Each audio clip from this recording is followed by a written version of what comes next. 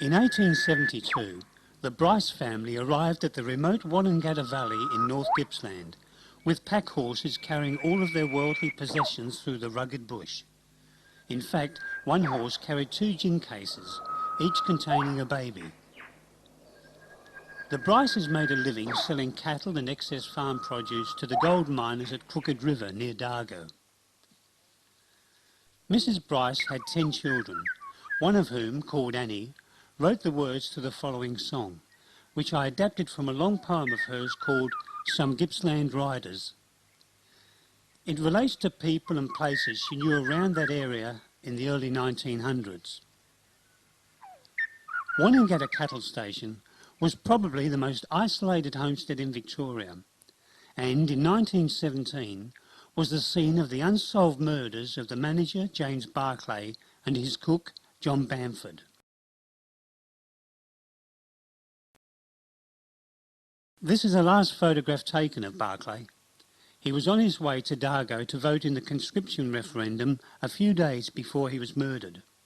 There are quite a few interesting theories regarding these murders, and a lot of the old-timers reckon they know who did it and why, but they're not telling.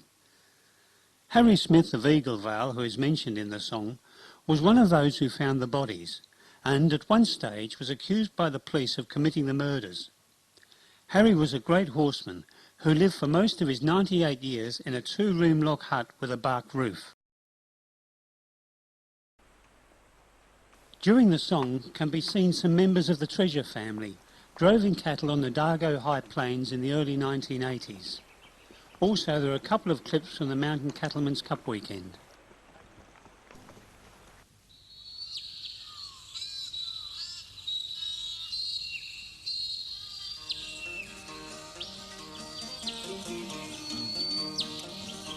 Out back in northern Gippsland where Mount Howard is its crest, where snow lies thick and deep on rain outside, where the snow plains of Benison go stretching further west, there are men who could teach Clancy how to ride.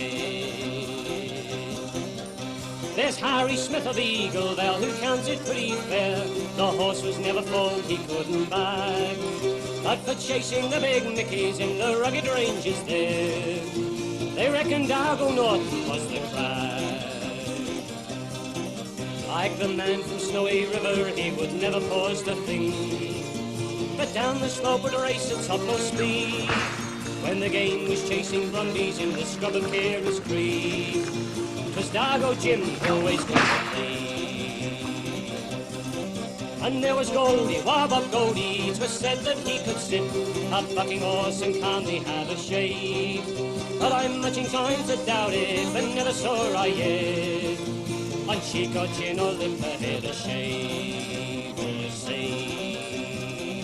There was Willie from the Crooked, Tom Phelan and Colhane, they'd ride a horse until he'd swing his brand, and they'd fill a pipe and light it, strike a match upon his hoof, and keep him bucking till he couldn't stand. Talk a Clancy of the overflow, I'd like to see him stay till a horse had bucked his brand so holy smoke. But his roving mate once told me it was always Clancy's way to leave the saddle when the girls got rolled. But the man from Snowy River is the man I'd like to meet. I'd give £1 to put him to the test if he galloped down Magdala without shifting in his seat. There's not a man who wouldn't give him best. Oh, there's music in the lowing of the cattle on the ridge, and the sound of thundering hoofbeats down the rise. Oh, there's beauty in the bushlands to the far horizon's edge, where mighty snow peaks rise to meet the sky. Oh, there's music in the stockwhip to the bushman born and bred, and bounding life in every pulse and vein, when he feels the horse beneath him, pulling hard to get his head, and chaffing madly at the tidal rain. And chaffing madly at the tidal rain.